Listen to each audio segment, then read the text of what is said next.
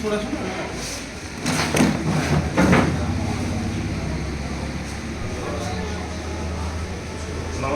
আমি রাজীব চ্যাটার্জি, রাজ্য সভাপতি পশ্চিমবাংলা।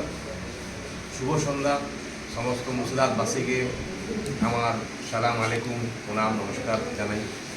সর্বপ্রথমে বলতে চাই, এখনই যে কথাটা বললেন অসীমবাবু, আমাদের মুর্শিদাবাদ ক্যান্ডিডেট, ভারতীয় লোকমত রাষ্ট্রবাদী পার্টি বিএলআরপি, এটাকে বলি আমাদের জান্নাতি শান ছাপ, মানে কৃষক এবং আখের ছাপ। এটা বারবার বলছি যেন কারো ভুল না হয় এই বোতামটা চিপতে।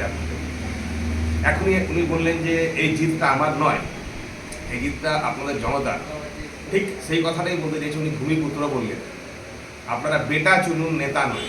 নেতা চুনলে এই সময় আপনারা দেখছেন সবাই আপনার ঘরের দরজায় দাঁড়িয়ে যাবেন এই ভোট নেওয়ার জন্য। 5টা বছর আপনারা তার দর্শন চোখে তার হাওয়াটা পাবেন না। এত গার্ডের সাথে থাকবে যে তার শরীরে হাওয়াটা লেগে যে বেরাবে আপনার গায়ে লাগবে, সেটাও আপনারা পাবেন না।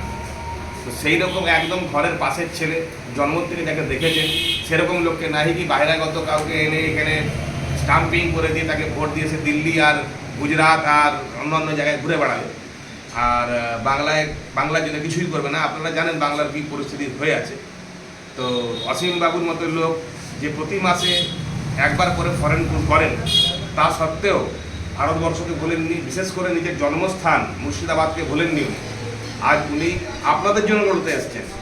আজ উনার নিজের জীবন বাঁচানোর জন্য, জীবন চালানোর জন্য যেটুকু আছে সাফিসিয়েন্ট, ওনার 7 পুরুষ বসে খাবে এতটা উনি করেছেন। কিন্তু এখন উনার লড়াই আপনাদের মুর্শিদাবাদবাসীকে নিয়ে। তো যখন এতটা উনি অগ্রসর হয়েছেন আপনাদেরকে নিয়ে, আপনাদের কাছে বিনম্র অনুরোধ, আপনারাও আপনাদের নিজের ঘরের ছেলেকে দেখুন একটু। আজ সন্ধ্যায় আর বেশি আমি নেব না, সময় নেব না। প্রত্যেকে যেহেতু প্রচারের সময় চলছে, তার মধ্যে অসীমবাবু যে আমাদেরকে ডেকেছেন, তার জন্য অসীমবাবুকে বিশেষ ধন্যবাদ। বিশেষ ধন্যবাদ। রাজীব চ্যাটার্জি।